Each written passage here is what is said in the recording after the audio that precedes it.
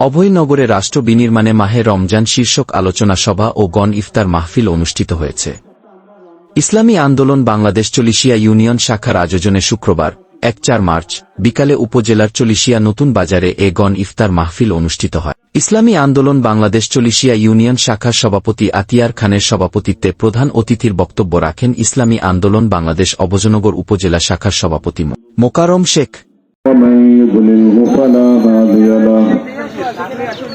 وأشهد أن لا إله إلا الله وحده لا شريك له। প্রধান বক্তার বক্তব্য রাখেন উপজেলা শাখার সহ সভাপতি মুফতি আশরাফ সাইদ কাসেমি। বিশেষ অতিথির বক্তব্য রাখেন উপজেলা শাখার সহ সভাপতি জামানুর রহমান। অনুষ্ঠান পরিচালনা করেন চলিশিয়া ইউনিয়ন শাখার সেক্রেটারি ইমরান হোসেন।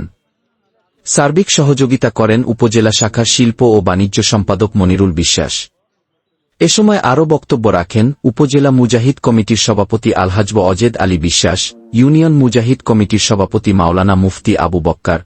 ভারতের হিসাবে থাকবে, কিন্তু মাহে রমজানের রোজা যদি আপনার আমার কাছে যদি এমন অবস্থা হয় যে কিংবা শিকায়তের কারণে মাহে রমজানের রোজাগুলো একদিকে নষ্ট হয়ে যাচ্ছে, ডাইরেক্ট নষ্ট হয় না এটা ঠিক, কিন্তু রোজার যে একটা গুরুত্ব ছিল, রোজার যে একটা ফজিলত ছিল, সেই ফজিলত থেকে কতটা কমতি হয়ে যায়। রোজা শিকায়ত করলাম, রোজা থাকার পরে আমরা গুনাহের কাজে। হাফেজ নোমান হুসাইন। আউযু বিল্লাহি মিনাশ শাইতানির রাজীম। বিসমিল্লাহির রহমানির রহিম। ইয়া আইয়ুহাল্লাযীনা আমানুত্তাকুল্লাহ ওয়া কুনু মা'আস সাদিকিন।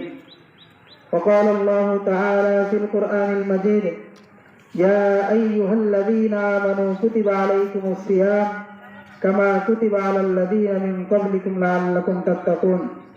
وقال الله تعالى في آية أخرى: واعتصموا بحبل الله جميعا ولا تفرقوا.